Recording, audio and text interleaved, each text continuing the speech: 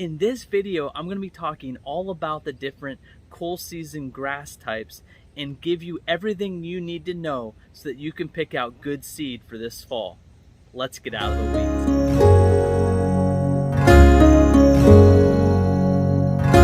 Thank you guys for coming back to yet another video. If you guys like these videos, please be sure to like and subscribe to this channel.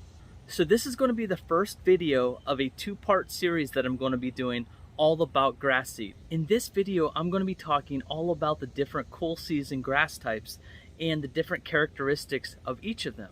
This is going to help you make an informed decision on what type of grass seed to buy for your seeding projects this fall. In part 2 of this series, I'm going to be actually showing you guys grass seed bags, showing you guys how to read the label so that you can understand exactly what you're buying. Grass types are broken up into two different types: spreading type grasses and bunch type grasses. Now for spreading grasses, they can either spread by rhizomes or stolons. If it's a grass that spreads by rhizomes, they spread under the ground and then pop up. Whereas stolons, they actually stay above ground as the grasses spread. Now with bunch type grasses, what they are is they just grow in a bunch. And so it doesn't have the ability to kind of fill in bare spots as much as a spreading grass type would. Now with a bunch type grass, as you kind of get it healthier and you feed it properly, water it properly, it can get thicker and a little bit wider, but it isn't going to have the capability to really fill in spots like a spreading grass type would. The grass types that I want to talk about today are Kentucky Blue, Perennial Rye, Fine Fescue, and Tall Fescue. So beginning with Kentucky Bluegrass.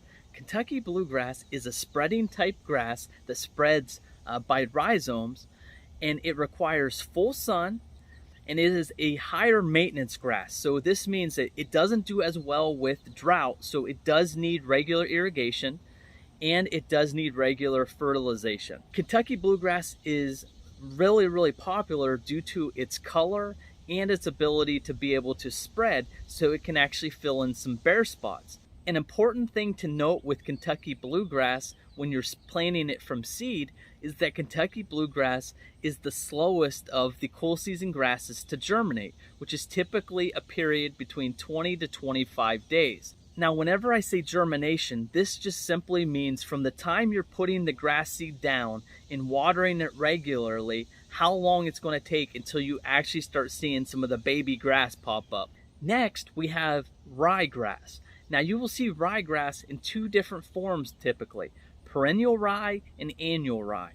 Now, the difference being in annual rye, it's going to only last for the season. And so when I'm talking about getting grass seed for your lawn, typically I want you to stay with perennial rye so that you keep having it year after year and don't have to have everything die off in winter and start again. So now with perennial ryegrass, it's a bunch type grass that requires full sun, and it looks very similar to Kentucky Bluegrass.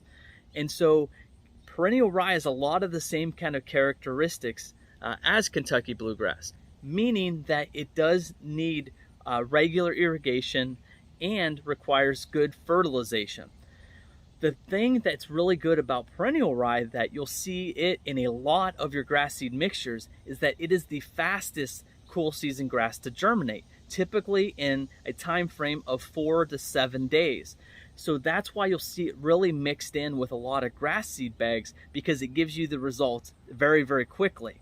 So it is very common that you'll actually see Kentucky Bluegrass and perennial rye mixed in a bag of seed together. And so then on the bag, they can actually put advertisements of, fast growing, quick to establish. They'll use kind of those key phrases. Well, typically, if you're going to see that and it's Kentucky Bluegrass in that seed mixture, it's not the Kentucky Bluegrass that you're going to see germinate quickly. It's probably the perennial rye within that mixture. The next grass I want to talk about are your fine fescues. Now, your fine fescues can be a bunch type or a spreading type. And so for spreading fine fescues, you're typically talking about your creeping fescues. Where you're talking about your bunch type, you're typically going to be talking about your chewing fescue. So you'll see that word either chewings or creeping before the fescue name, and typically that's going to tell you whether it is a bunch type or a spreading type. Now with your fine fescues, these are the best cool season grasses for the shade. And so many of them only require like 3 hours of sun a day to really be able to thrive. And so if you're somebody who has a mostly shaded lawn or shaded areas, those are areas that you're really going to probably want to have your fine fescues in, because they're going to do really well in those areas. It is a low maintenance grass, so it doesn't need as much regular irrigation, quite as much as what some of your other grasses do. The same with fertilizing. It's not going to need the required maintenance that you're typically going to have with the upkeep of a Kentucky bluegrass lawn. With your fine fescues, they can typically also be in seed mixes with Kentucky bluegrass to give you a seed bag that is going to be labeled for partial shade. And so you'll see that kind of in the stores as you're walking through. You'll always see them kind of just have bold terms of full sun, full shade, partial shade. And so if you look and see a partial shade, chances are it's going to probably be Kentucky bluegrass mixed with some fine fescues. Now with fine fescues, your germination time is going to be right in the middle of your kind of cool season grass, typically your 10 to 14 days kind of range. Lastly, I want to talk about tall fescue. Now, there's two different types of tall fescue that I want to talk about, and this is very, very important. So with typical, your old school, just tall fescue grass, it is a wide bladed grass that does not mix well with all your other cool season grasses. One of the characteristics of cool season grass typically is that most of them are always very thin bladed. And so when you're talking about tall fescue, it's very, very wide. And so it does not blend well. And so you do not want to mix just normal tall fescue in with your typical cool season lawn, because it is not going to blend well. I've talked about this many times on this channel, showing you parts of my lawn. I have all kinds of tall fescue clumps in my lawn. It is a bunch type grass, and what will happen is you just have these big old fat clumps of just this nasty looking grass mixed in with your nice clean looking grass and on the rest of your lawn. Typically, tall fescue grass is what is used kind of in your commercial areas, like alongside highways, in different areas where they're not getting regular upkeep. It's a very low maintenance grass that doesn't get that dark in color, and it's good in drought conditions. And so when they plant it like on alongside highways, because there's not people regularly watering it, cutting it, and fertilizing it, all of that, and so it does pretty good in the kind of those areas. But it's not the grass that you want to use for your home lawn. Typically, you're going to see this in stores labeled as Kentucky 31. And so if you go into stores and you see Kentucky 31, don't be fooled to thinking that that's Kentucky bluegrass. It's actually the old school tall fescue with the really, really wide blade. Now, over the years, they have developed tall fescue into what they now call turf type tall fescue. And so whenever you see turf type tall fescue, this is going to be a much thinner bladed grass that will blend a lot better with the other cool season grasses. Typically, it's still a little bit of a wider blade, but nowhere near what the typical old school tall fescue is. With turf type tall fescue, it is starting to become a very, very popular grass, and this is due to kind of its different characteristics. It's a bunch type grass, so it doesn't spread. It can do good in sun and shade, so you can actually see it in kind of both mixes. It has lower fertilization requirements than, say, Kentucky bluegrass does, and it also does much better in drought conditions. Germination time is usually typically between 10 to 14 days.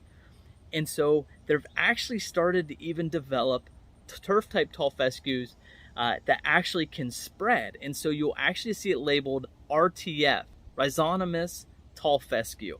And so that's kind of something that you're starting to see in some of your more elite varieties of grass seed, that they're actually making this turf type tall fescue actually be able to spread now. And so you're really seeing turf type tall fescue become really, really popular in home lawns, just because it can look just as good as the Kentucky bluegrass and actually be a little bit lower maintenance and do better in the heat what we have. This year especially, we've been getting crushed with heat and very little rain. So a turf type tall fescue lawn would do typically much better than what a Kentucky bluegrass lawn would do. Now, the really cool thing about cool season grass in general is that typically most of our lawns are going to be a mixture of a lot of the different cool season grasses. Cool season grasses play really well together and can go together to let you have a really nice strong lawn. And so where one grass type might struggle in drought conditions, you might have some grass in your lawn that does good, and so it kind of helps carry the weight throughout those drought conditions. Due to the ability of the cool season grasses to do well together, that's why you'll typically see multiple grass types mixed in the bags of seed that we buy in the stores. So I'll talk all about that in my next video when I talk about actually picking out the right grass seed for your lawn whenever you're in the store and learning what you need to look for on the actual bag of grass seed. So I hope you guys enjoyed this video, and I'll see you guys next time when we get out of the weeds into a beautiful lawn.